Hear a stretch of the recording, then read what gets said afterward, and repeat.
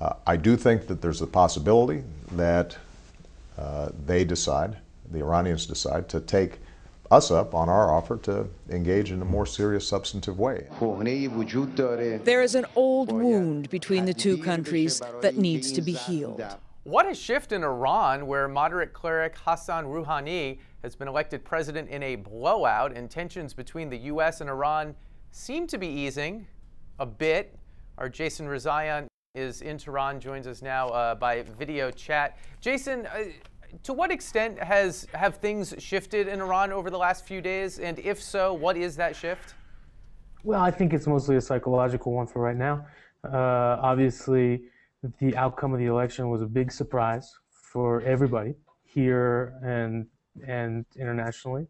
But I think we're going to have to wait and see what Rouhani's moves are in terms of making policy changes. But it seems as though he's got the backing of important people within the system and has an eye towards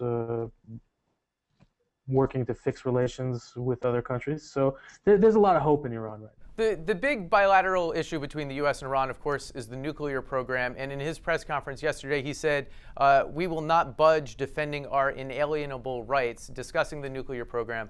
Well, I think that Iran has said at various times over the past several years that they'd be willing to reduce the level of enrichment as kind of a confidence-building measure with the international community.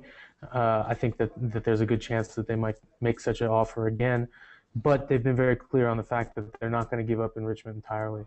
As you said, it was a big surprise that Rouhani won, and by the margin he won. We didn't need a runoff. He had a clear win. What was the core promise he made, the core platform he ran on?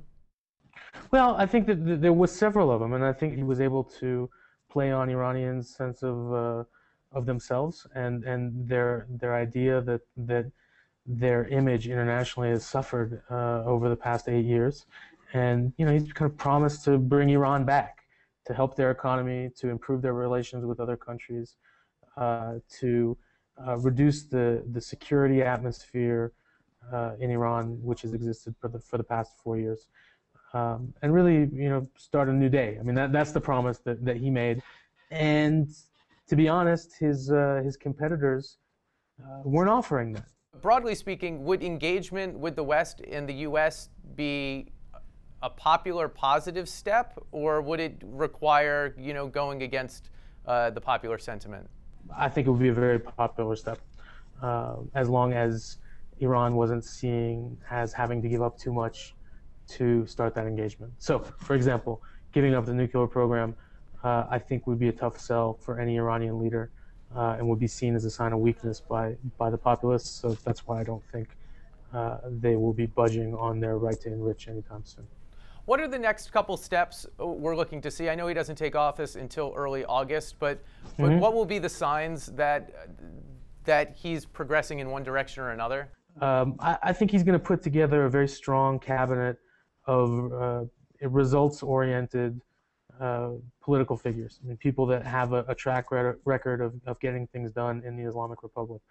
And that might include some conservatives, which I think might be seen on the outside as a continuation of previous policies, but I think that would be short-sighted. So I think we just got to wait and see over the next couple of weeks what sort of cabinet he puts forward, and then we'll have a better sense of what he's actually willing to do and to what lengths he's willing to go.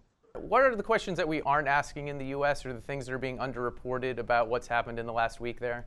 I think that the biggest thing, and the one that will be talked about for a long time, is how such a large turnout came about after a period where people really thought that this was going to be a very apathetic election where a lot of people would stay home and not vote. Yes, voter turnout, something just about all of us can be excited about. Jason, thanks for sharing your insights from on the ground in Tehran. Always a pleasure, Brooke. Thanks so much.